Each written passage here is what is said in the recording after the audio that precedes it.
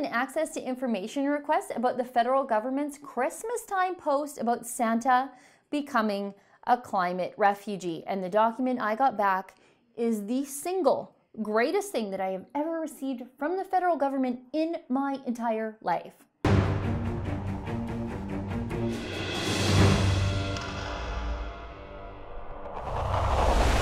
Policy Horizons Canada is a government agency that describes themselves as a foresight and knowledge organization within the federal public service.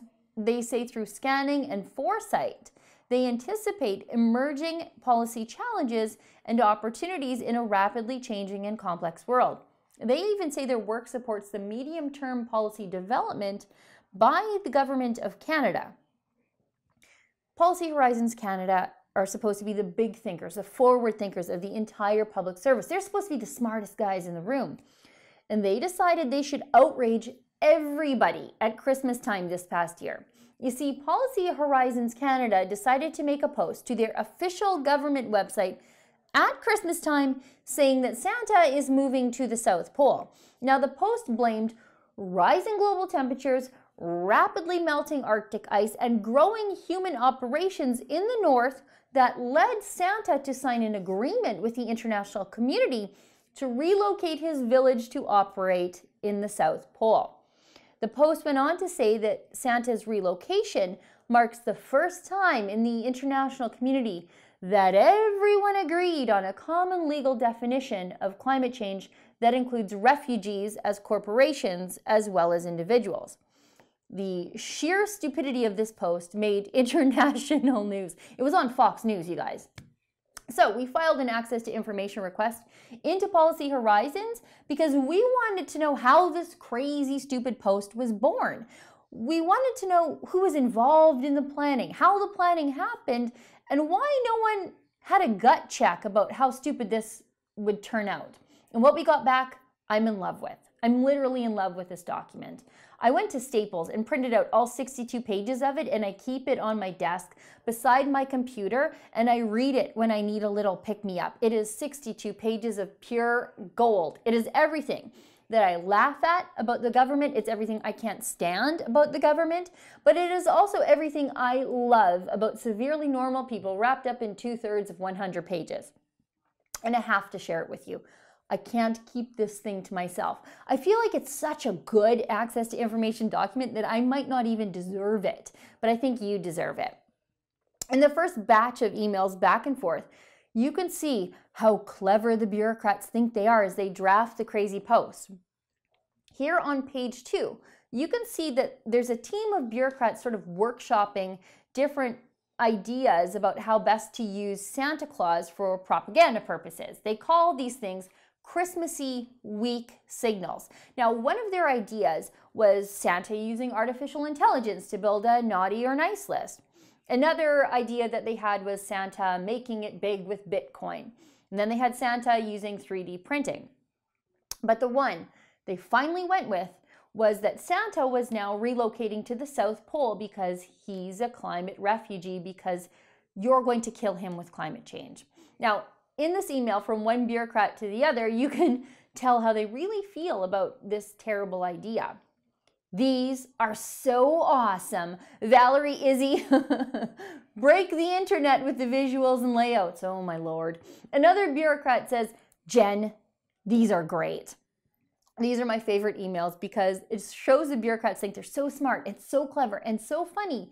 And they think everyone is just going to love their post about turning Santa into a climate refugee. But they're also so out of touch with normal people, and they have no idea what's about to hit them like a Christmas blizzard. And what hit these out of touch cubicle-dwelling bureaucrats with a hate on for Santa Claus was us, and really all of you. You see, I did a story about how gross I thought it was that the Liberals were using Santa to push both their pro-climate change and pro-refugee agenda way back when they first did this dumb thing. I thought it was creepy and it was weird that nonpartisan government workers would think it was a great idea to use Santa, something so geared towards children and happiness, to fearmonger about two of the Liberals' most favorite things.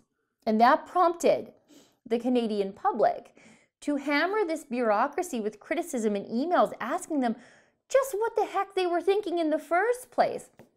And in this amazing access to information document, I actually got to see the emails that the Canadian public sent. Now, I'd like to share some of them with you if I could. Now, some of the emails have rough language in them, and I'm not going to share those with you. Although, we will post the document in its entirety, so if you want to read them, go ahead and do it on your own time. They're pretty funny, but I think you can get the gist of all of this without me reading profanity and then giggling my way through the rest of the video. Let's go to page 12. This joke is in poor taste. What a joke! My taxes go to such a waste. Page 17. Are you people nuts? Leave Santa alone. How on earth would you think this is a good idea? Just stop it. There are certain things in this world that are sacred, and Santa is one of them. Quit messing with traditions, please. Signed, a fed up, name redacted. Page 19. This is just idiotic. Not humorous at all. Disgusting. I pay taxes, so you have so much spare time on your hands. Page 21 actually has someone asking questions after my very own heart. This is a ridiculous waste of staff resources and taxpayer money. I would like to know how many staff hours were used on this and why it is posted to an official government website like it is factual evidence of climate change. Make jokes about climate change on your own time, not while you're on the government payroll. I would like a response as to who is responsible for posting this. I look forward to your response. Page 22. Everyone in your office are truly awful humans. Page 23. No doubt you have managed to convince yourself you play a critical role in shaping our perspective. However, the terminology and phrasing in your publications, your opinions and views are your own and do not carry the support of myself or any Canadian citizen I know. I think you are critically out of touch, heavily biased, and clearly lack ability to understand current issues, let alone future ones impacting the people of this country. You make me feel ashamed to be Canadian. Okay, just one more. Someone here on page 28 is talking about Santa, and he says, Santa is just sick of your arrogant, worthless attitudes. That is why no Democrats moved here. They are only so stupid. Okay, just one more. Page 34. You go a long way to proving how bloated and overfed the government is getting on our tax money. Anyway, you get where I'm going with this. The backlash was swift and snarky and hilarious. They got kicked around by the public for the better part of, I don't know, a week or so. And then reporters wanted to talk to the bureaucrats about their dumb post. And it left the bureaucrats scrambling for talking points. They actually had to prepare lines to deal with media inquiries about this post. Anyway, I could talk about this access to information report forever. I could do 10 more stories on it and enjoy doing every single one. We'll make sure that we post it so you can read all of these responses for yourself. And as for me, this information document was an early Christmas gift all the way from Santa at the South Pole. I must have been so good this year. For the Rebel.media, I'm Sheila Gunn Reid. What you just saw there is my daily video here at The Rebel, but did you know that I have my own weekly full-length show? We discuss issues facing Canadian families, but to get access to my show and the rest of our amazing premium content, you gotta become a Rebel subscriber today.